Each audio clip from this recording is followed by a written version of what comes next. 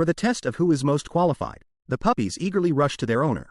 Only the dog with a Tai Chi mark stood there dazed for a long time before reacting. When he reached his owner, he sat down on the ground, looked up, and seemed to ask, "You called me over, what's up?" But it was this slow-reacting puppy that was chosen as the most qualified for the test because his calm, composed, and unflustered nature is essential for becoming a guide dog. So, this puppy with a birthmark left his siblings and beloved mother on the 45th day after birth. It was his first separation, followed by a flight of several hundred kilometers to meet a seemingly gentle trainer. However, the trainer didn't rush to train him but sent him directly to a foster family. A foster family is a volunteer family that raises the puppy until he is 1 year old. During this time, the foster parents cannot discipline the puppy but must let him grow freely. This way, he will understand human kindness and be willing to be close to people. The foster parents wanted to name the new member and saw the word Kuyo, which they thought was cool, especially when they saw the Tai Chi-like mark on the puppy. Seeing the bird-like Tai Chi mark on the puppy, they were even more convinced of this idea. So, the puppy got the name Q. Also known as Little Q. The foster parents were very gentle people who not only cared for Little Q from the start but also bought him a lot of toys. Little Q seemed to like his new home very much. He was happy as soon as he entered, playing on the lawn and scattering the neatly arranged toys all over the yard. Under the care of his foster parents, Little Q lived a happy life of eating, sleeping, and playing. 5 months later, he began to experience different people and things outside with his foster mother. However, during one exploration, he accidentally found a small snake, which scared both him and his foster mother, making them run back home. On Little Q's first birthday, they bought him a sound-making teddy bear as a playmate. Little Q was fascinated by the bear's sound and often played happily with it in the yard. Little Q had a joyful childhood, but good times are always short. When the cherry blossoms bloomed again, the 1-year foster period ended. People from the training center came to pick up Little Q before leaving. She lay on the car window. Looking out the window at his foster parents, it seemed like he was saying, "Aren't you coming along?" The foster parents were also very reluctant, chasing the car for a long distance.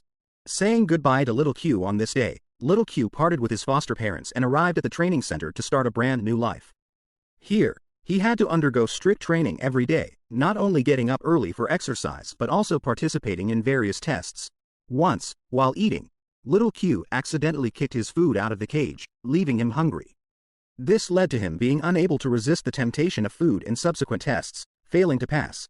However, in the following selection test, Little Q's performance changed their minds. With a loud noise, some dogs, being too sensitive, were scared and ran back to the dormitory.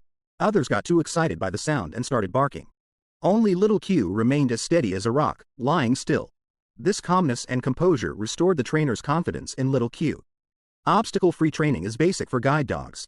Trainers need to familiarize them with commands like walk, stop, and turn, ensuring they can execute them smoothly. But that day, for some reason, Little Q just lay on the ground, refusing to participate. It wasn't until the trainer smiled, petted him, and complimented his handsome appearance that Little Q seemed to understand, immediately perking up and completing all the actions cooperatively. After the initial training, they moved on to obstacle warning training.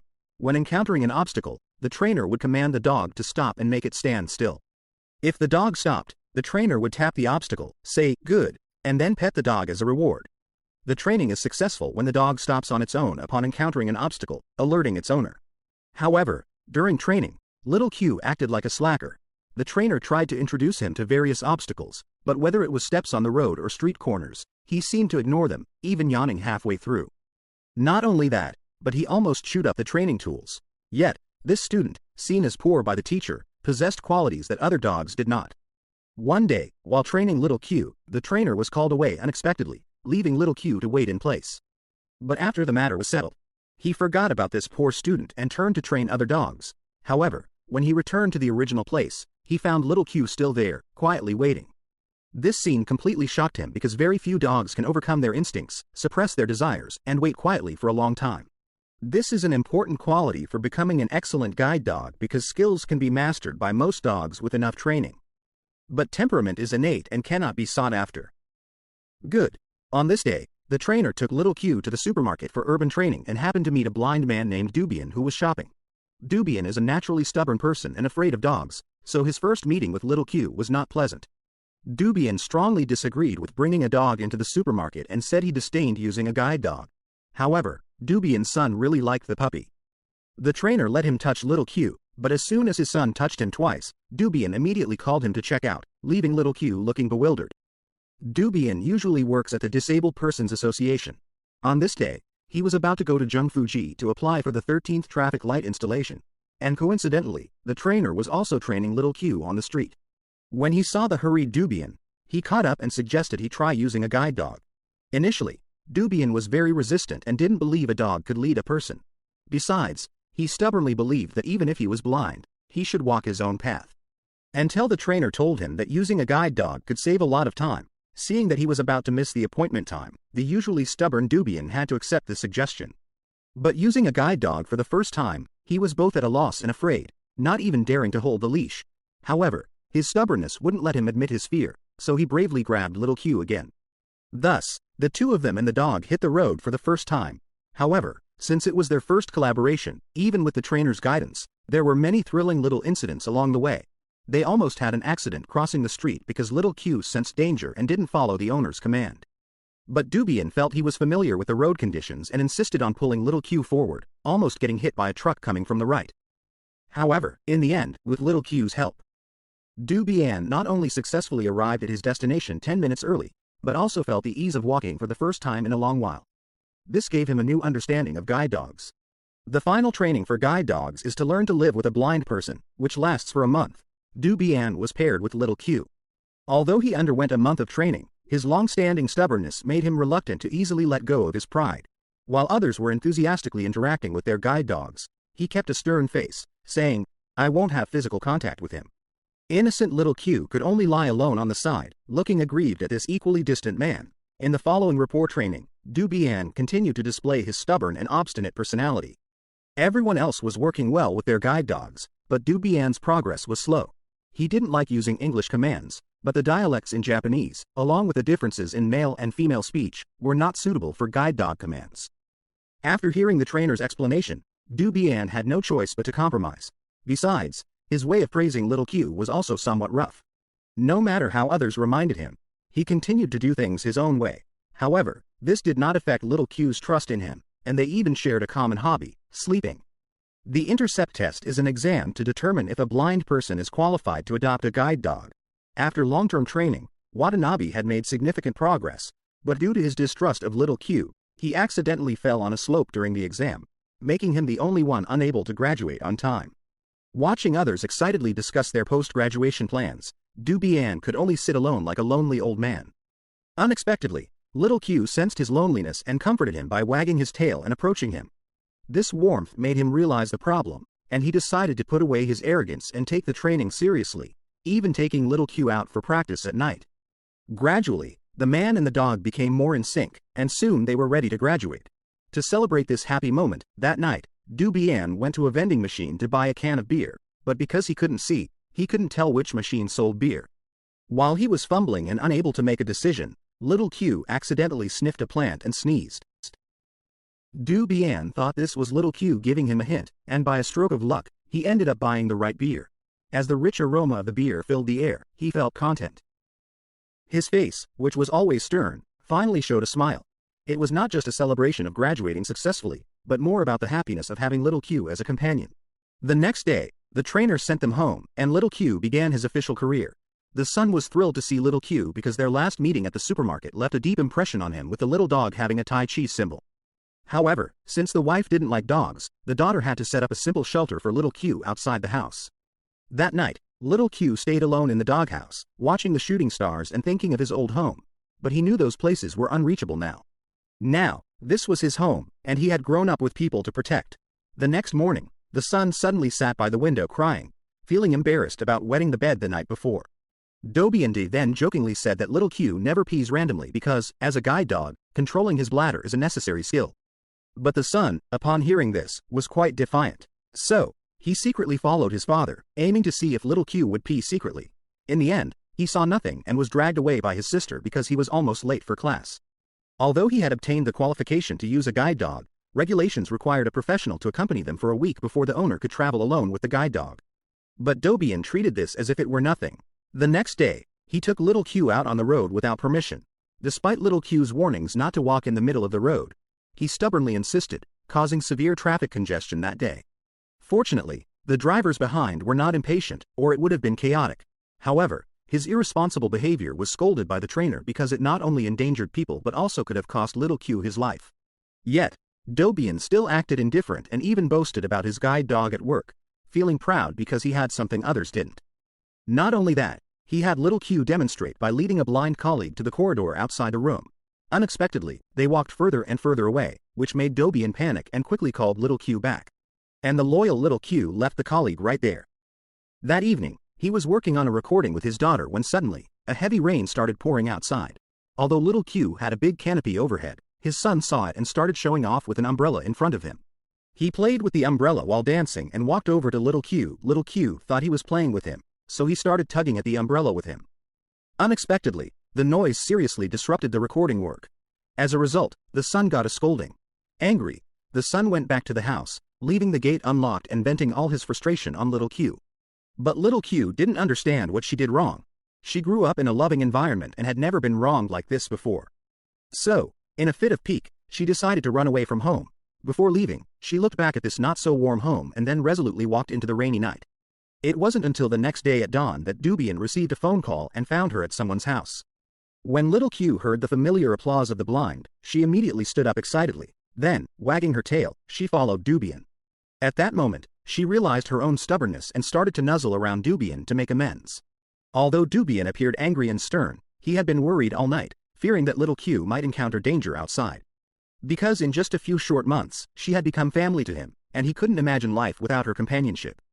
On another hot afternoon, the son couldn't bear to see little Q exposed to the sun, so he secretly brought him inside and started a mimicry show.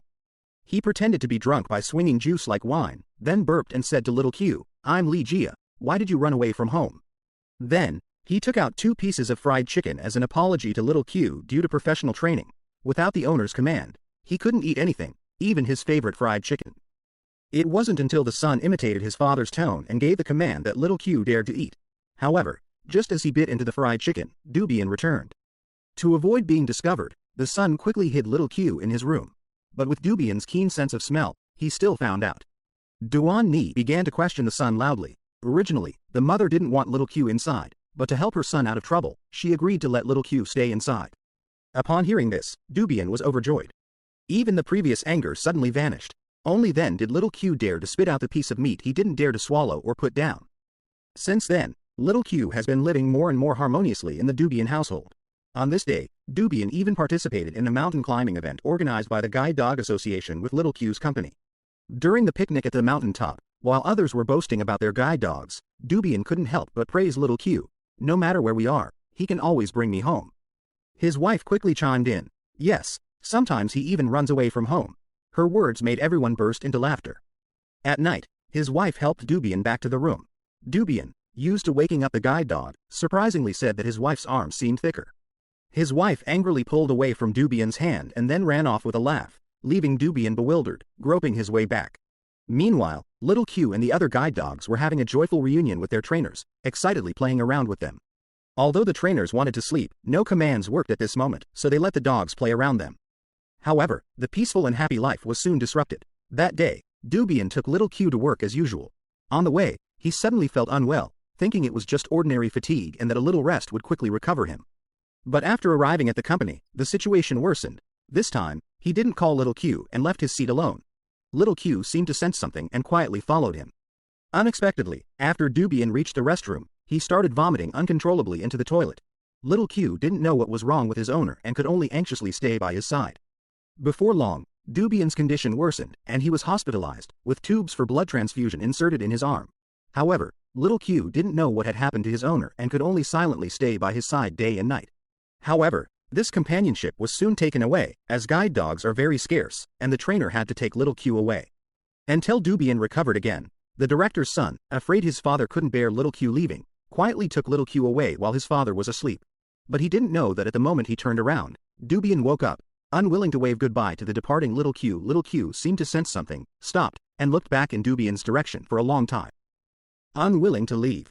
From then on, little Q performed guide dog demonstrations while waiting for the day when Dobian would take him home.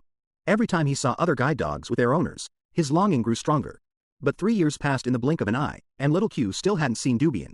Until one day, he heard a familiar sound. the tapping of a guide cane on the ground. Upon hearing it, little Q immediately perked up. Then, led by the staff, he finally met his long-missed owner. As soon as the leash was undone, he eagerly rushed over and leapt into Dubian's arms, wagging his tail to express his longing. Man and dog embraced tightly, savoring this long-awaited reunion. But Dubian wasn't there to take little Q home. Instead, he brought him to the training ground, walking step by step as they did during training, reminiscing about their time together. However, after just 30 meters, Dubian stopped and said, "This is enough." This was the last stretch little Q would walk with him. It turned out Dubian knew his time was near. That day, despite his illness, he came specifically to say goodbye to little Q. Not long after, he passed away. At the funeral, little Q came to bid farewell to Dubian. Seeing familiar faces, he didn't understand why his owner was lying there or why there were flowers all around. He also couldn't comprehend why people who were just joking with his owner suddenly burst into tears. This was little Q's third farewell in life, but he didn't know it was the final one.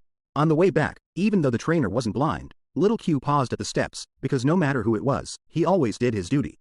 When passing by Dubian's house, little Q stopped, looking at the small home where he had lived for 2 years. The trainer praised him as usual, saying, "You may just be an ordinary guide dog, but in my heart, you're the best." After that, little Q never found a new owner.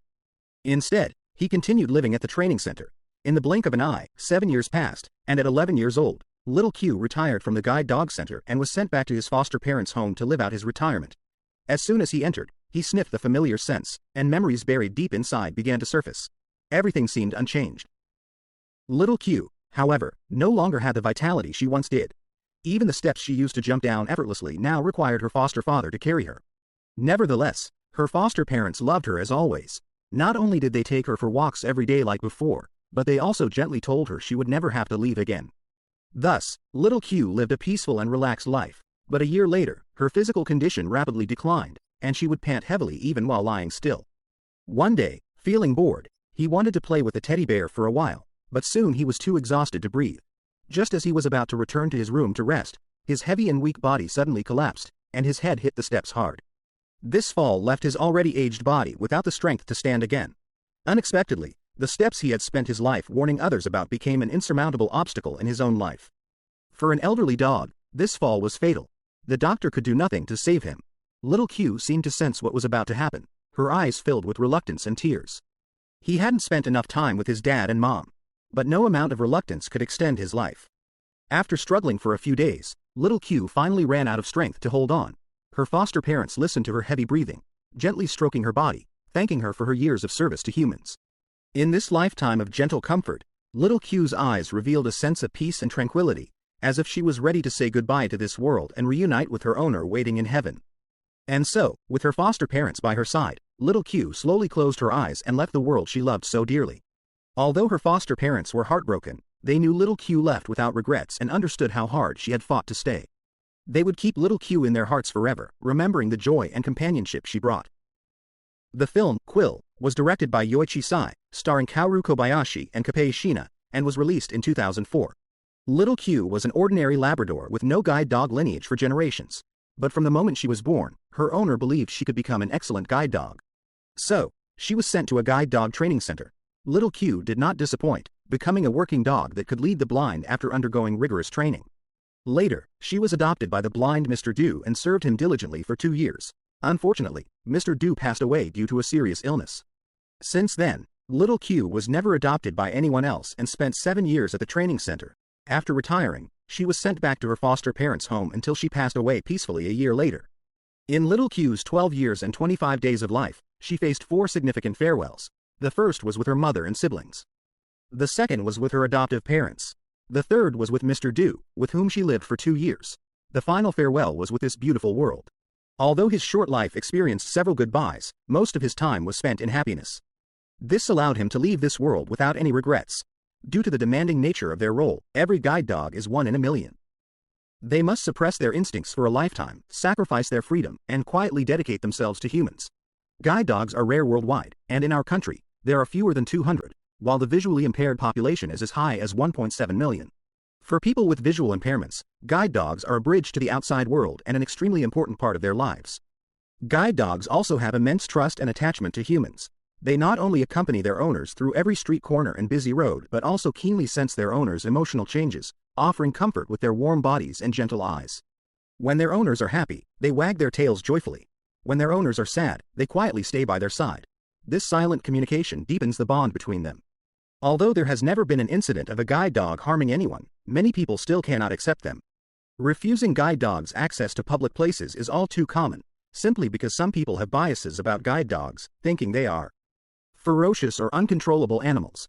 Of course, there are also people who inherently believe dogs are inferior creatures, unworthy of sharing the same space with humans. However, the deeper reason is the general public's neglect and disregard for people with disabilities, believing that since they have mobility issues, they shouldn't go out and should stay confined to a small room. But people with disabilities have already been deprived of many rights, and their physical and mental well-being has suffered greatly as a result. If we continue to squeeze their living space, what humanity is left in this society? Many people think guide dogs are inherently dangerous, yet they can sacrifice themselves, restrain their instincts, and even hold back basic needs like eating and using the bathroom, just to make life a bit easier for their human companions. So, shouldn't we, as fellow humans, also treat these angels with broken wings with greater compassion? Well, that's all for today's movie. Feel free to like, comment, and share. Looking forward to our next encounter. Yeah.